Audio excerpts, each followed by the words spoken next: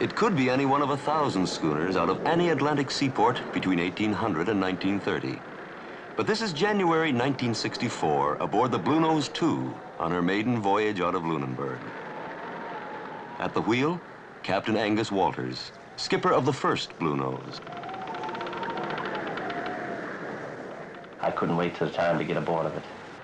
Wherever he did, he wrote me out here when I was a little boy and took me aboard the schooner right from a little boy, 7 years old, and put me aboard there. I was there from there. I never left. Just as if I knew nothing else in the world. That was the only thing that was for me to do. The sea got in your blood and you couldn't get it out.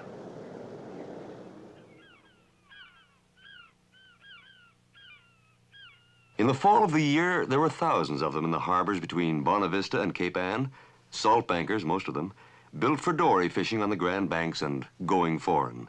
Most of them out of 3 ports, Gloucester and Boston in Massachusetts, and a Bluenose port famed for high winds and rum, Lunenburg, Nova Scotia. After the ships have been tied up for the winter, and spring comes and everybody gets moving down around the waterfront and they get ready for their first spring trip. That is an exciting time too. You can feel the pulse quicken and it's a real awakening. I can remember the smell of the trawl tubs. You know, with the rope coiled and those hooks just going around just so, and this odor of tar. That is really something. When all those trawl tubs were down in the schooners and you'd go down and you can smell this. And can't you remember going in homes where the father and the men sat around with these in the kitchen by the stove? Briny, deep blue serge. That's what the men wore. That was navy blue serge. Men were married in those and they died in those. And they were buried in them. And they walked on Sunday afternoon in them. And the smell of fish. Well, that's a good smell. I remember that. I remember that quite clearly. In the summertime, when the salt fishermen came in, well, they used to land that fish with dories, and each fellow would take so many, you know, and they spend the rest of the summer drying. And when the wind was right away, you could smell them all over town.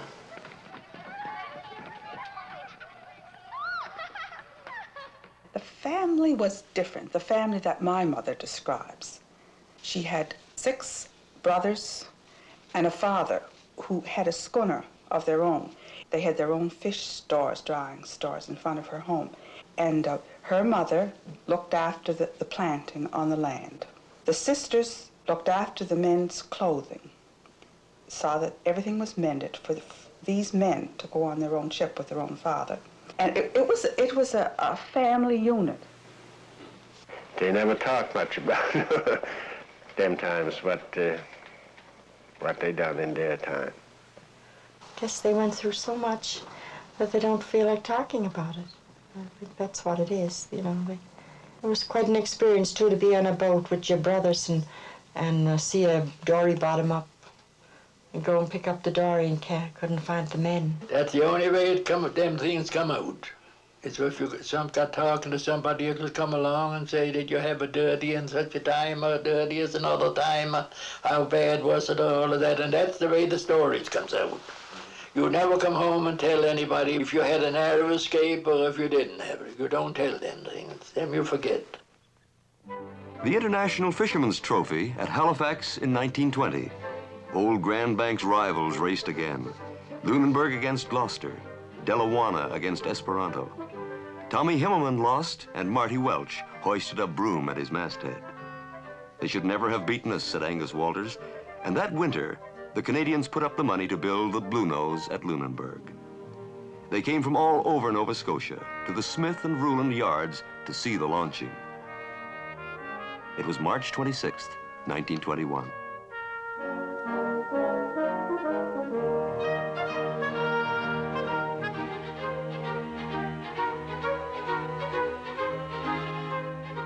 That fall, she sailed out to the elimination races at Halifax against the fastest schooners in Canada, the Alcala, the Canada, the Independence, the Delawana.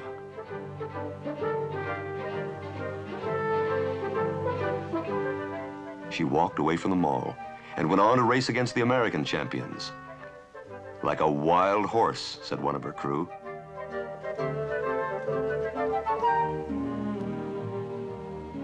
She raced that year against the Elsie. She beat the Elsie and the Ford, the Columbia, the Tebow, the best that Boston and Gloucester could build. She fished and raced for 20 years. She became a legend in her own time.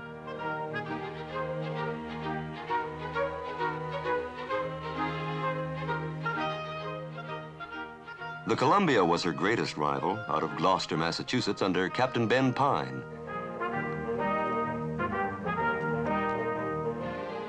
Like many another vessel, she went down with all hands in the hurricane of '27, the August gale.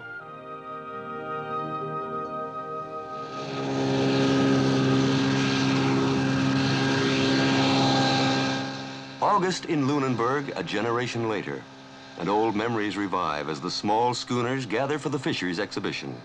The Gloucestermen come back to renew their friendly rivalry in dory races, trawl setting, filleting, and scallop shucking. And from all across Canada, the exiles come home.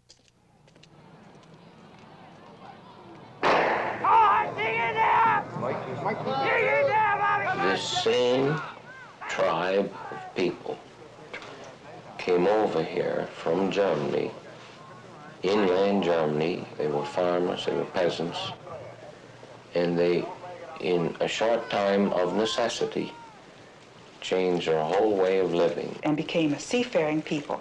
In one generation. My father used to say that Lunenburg hung on a fishhook. Years ago, they used to go out in boats in little dories. 28 men, I think, 28 men my husband had in charge, you know, under him. He has about 9 dories out with 2 men in. 2 men in a boat and pull and set this trawl and then pull it back. Well, that was dangerous. There used to be a lot of men lost years ago. It was awful hard work in the dory fishing. You went out, you underrun your trawl in the morning before breakfast. You left the schooner at daylight, and if you had any trouble, you mightn't get back to the schooner again till for 4 or 5 hours. Without any breakfast, that was, I call that hard work, working with no breakfast.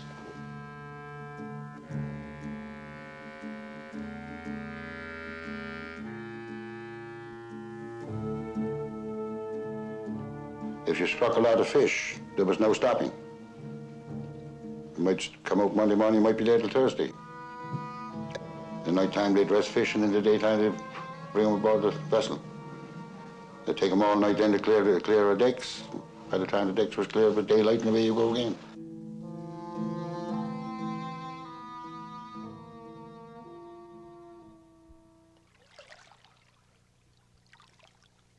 That life is all gone now, lost with 1,000 men and 100 ships.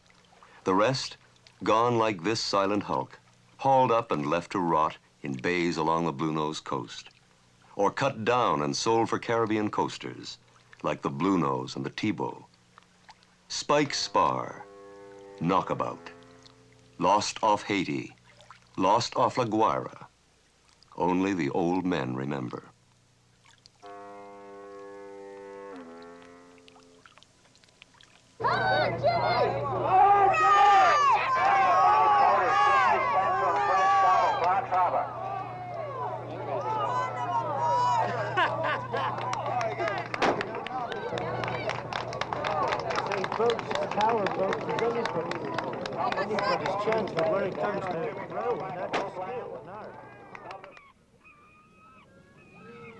There's something about bloody boats in there that can grow on you.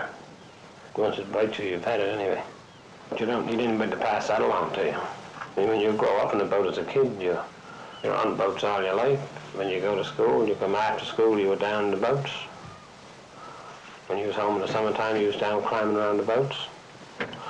When you was on the slip, you was out running around. You knew boats from the time you was old enough to crawl. Well, the Stevens were real water dogs on my father's side. The water was everything to them. They weren't content unless they had a boat. My father, well, goodness sakes, even today, he can hardly, well, it's hard for him to get around, but he talks about launching his boat and getting another one built. So I don't know, he certainly loved the water and sailing. He was a real sailor, a real keen yachtsman and racer, and that was his life. I would now like my father to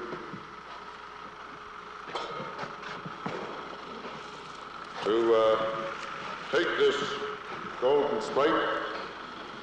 January 1963. Victor Oland at the keel-laying ceremony for the second Bluenose. I'd like to say also, ladies and gentlemen, that isn't it fortunate that this boat is being rebuilt while Bill Ruy and Angus Wallers are here to witness this very happy occasion. I don't want to hit you in the head, Angus. You better stand about there. Now, get off. Billy, don't get off. Stand. Colonel Oland. His firm financed Bluenose II.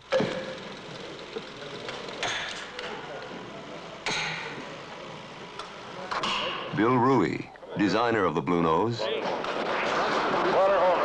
and Angus Walters.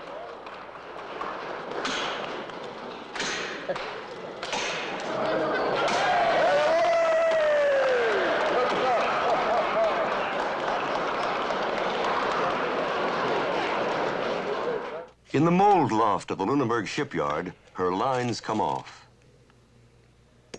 From model to mold. From mold to timber. From timbers to frames. From the keel, the framing rises, rib by rib.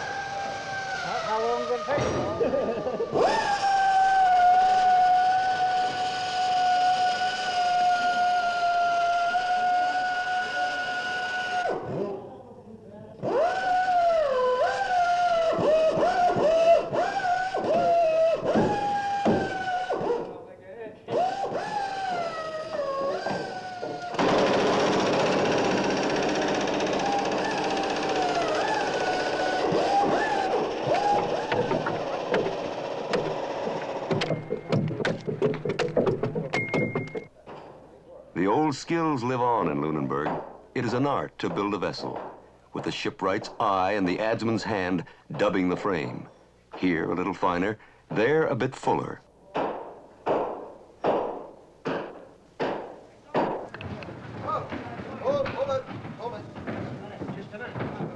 She is built to the same dimensions as the original, and of the same materials. Yellow birch, some maple, the keel of oak, knees and ribs of Lunenburg oak, natural bent, double framed, double bolted every yard.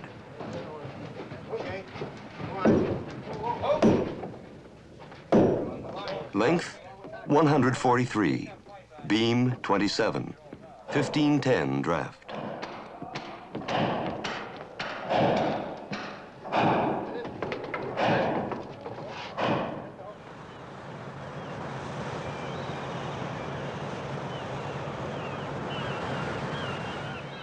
On the banks, the trawler has replaced the schooner.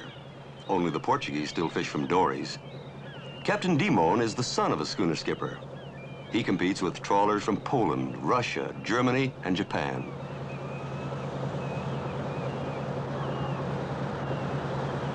When it's thick of fog, says his father, it looks like a flower garden on the radar.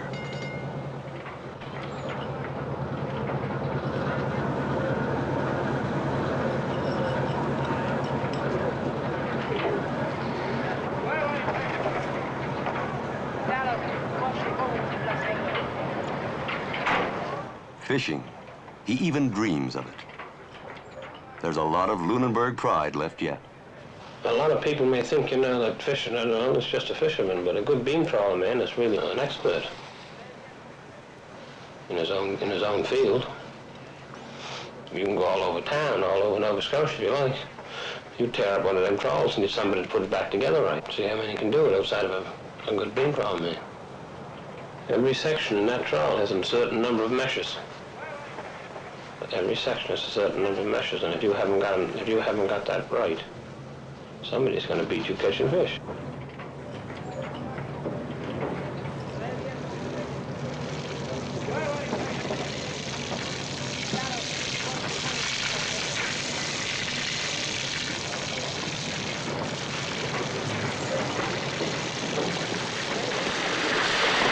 I think you spend so damn much time at it that it's just after a while it gets to like a man leaving home. He has to come home. Sometimes you don't like the idea of leaving maybe for an hour or two, but once you get back in the routine, well, it goes the finest kind. Needless to say, you just got to sea in that blow, is that correct? Over. DC 3122 back to Lunenburg. Yesterday morning, around daylight there, we got half decent fishing there around the 36, but it was so damn hard we couldn't do anything with it. Everything tore to pieces. But there was a nice bit of fish there, Elroy, if you can get them out of it. And they was there yet when we left it, but we just couldn't keep it going over. 3570 up 69 on the purple. On the set, you know, to hear the men at sea, radio telephone, you can talk to them the same as you can hear on the phone. That is a wonderful thing too, especially when it's a storm.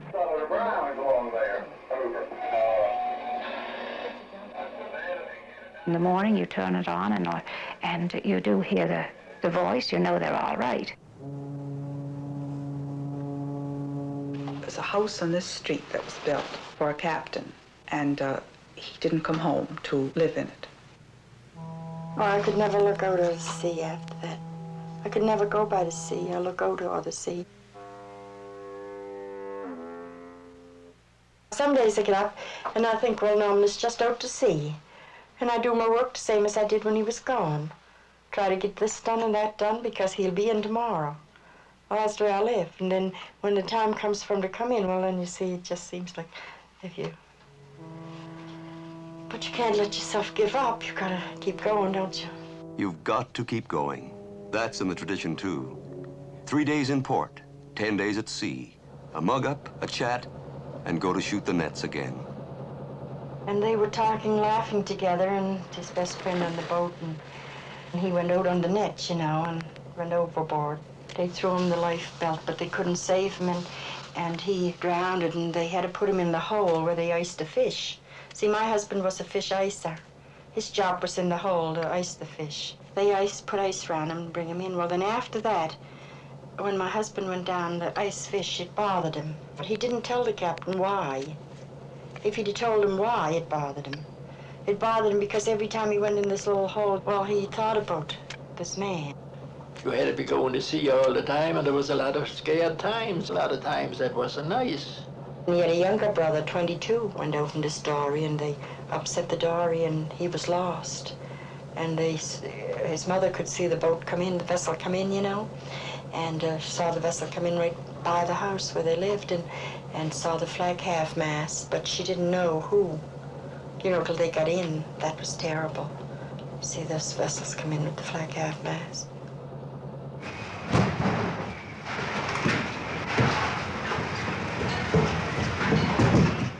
Part of the Bluenose tradition ends here.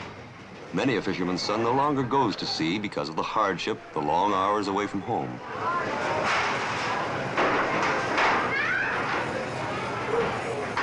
The younger men like to work in the fish plant for better money and a shorter day, and let the Newfoundlanders go to sea. There are other attractions, too.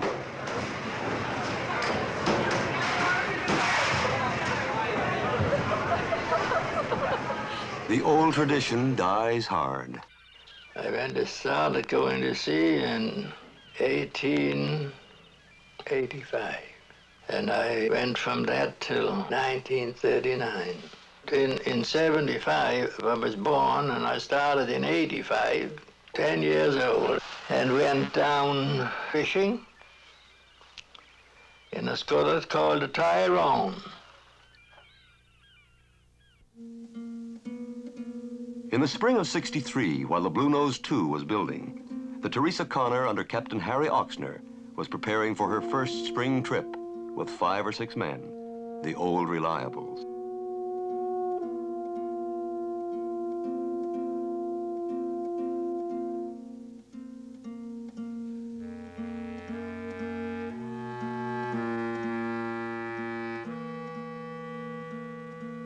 Already cut down, short-rigged and under engine, she sailed for Newfoundland to look for men.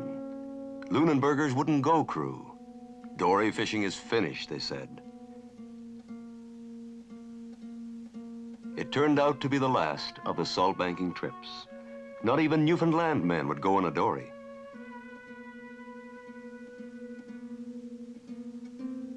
They are all gone now, the last of the salt bankers, the ships that sailed with the Bluenose.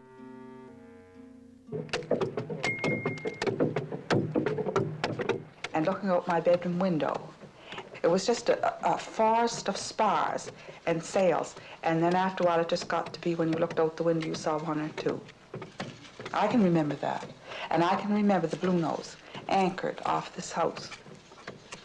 Oh, I'm glad that they're building it. What was it about the Bluenose that was so special? A ship? A vessel, as they say here? To me, she's a thing, well, you might say she's not flesh and blood, but she has a life. She was a good sailor. She used to do things that no other ship ever done. Naturally, when a ship raises up in the sea and she falls down, she'd fall off. But whatever made the Bluenose do it, I can't tell you. But every time she fell down the sea, she cut the wind. It'd move against the wind. As she fell down, she'd cut into it. And that's why she was always winded of a mark. Dad, I used to watch that lots of times up the masthead. You could actually see her cutting. And that cut, if you wasn't watching yourself up there, she'd throw you off that masthead pretty quick. I was up there one time, we cracked the topmast. It didn't take me very long to get on deck. There were some stays coming down around my neck. The topmast came out of her. The rougher it got, the faster she went. You see, the further she got over on her side, the faster she went. But she was a good old ship. God knows if there's no one to sail like her or not, I can't tell you. I was down looking at it today. There's something there don't look right. Around that bow. It don't just look like the old one to me. And I scraped and scrubbed that bottom of that old Bluenose off and not know what she looked like. July 24th, '63, the day of the launching. They that go down to the seas in ships and do business in great waters, they see the works of the Lord and his wonders in the deep. Let us pray. O thou who sittest above the water floods, and stillest the raging of the sea, accept, we beseech thee, the supplication of thy servants for all who in this ship, now and hereafter, shall commit their lives unto the perils of the deep.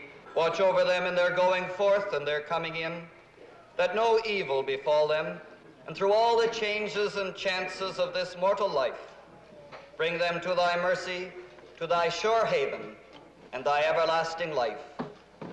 Amen. Mrs. Olin will now christen the ship. Take this ship, and all who sailing her, I christen thee, Bluenose II. Oh, wait a minute.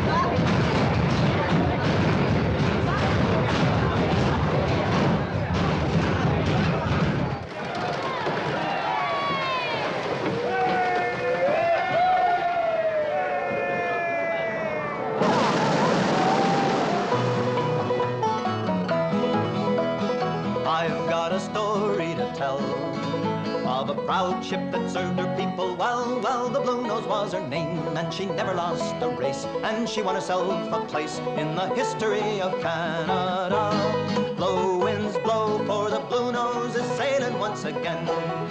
So beat to the windward once more, and up jib and foresail as before, for your country will be proud once again of the ship and the men who sailed her smartly into victory.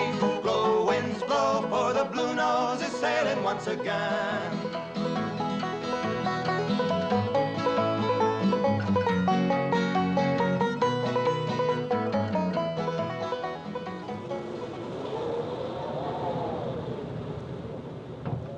We left here one day in the Bluenose, and there were some more schooners going to Halifax at the same time. And the wind was north, and it blowed like the old devil. We went down through Pennet Point Run. Going down, we went inside of Sambra Island. Why? I had to take charge, you see, in the Bluenose, and a gale of wind, and she lay in all rail under. And if we ever would have took a bottom at all, there would have been no bottom left, because I know she was going, if she was going a bit at all, she was going 11.5 or perhaps 12. Smooth water, and all the wind that she could carry. Lord, was she ever tearing, boys. After we went down to the ledges, Angus woke up, and he come up. And she would go, you know, that the rail would go all under. And Angus, he would say, "Don't let her come up, Nish, don't let her come up." Built in a Nova Scotia town, where the shipwrights have gained world renown. Down in Lunenburg they built a living legend out of skill, sweat and pride, and sailed her masterfully till she died. Blow, winds blow, for the Bluenose is sailing once again. So beat to the windward once more, and up jib and foresail as before, for your country will be proud once again of the ship and the men who sailed her smartly into victory. Blow, winds blow, for the Bluenose is sailing once again. For the Bluenose is sailing once again. For the Bluenose is sailing once again.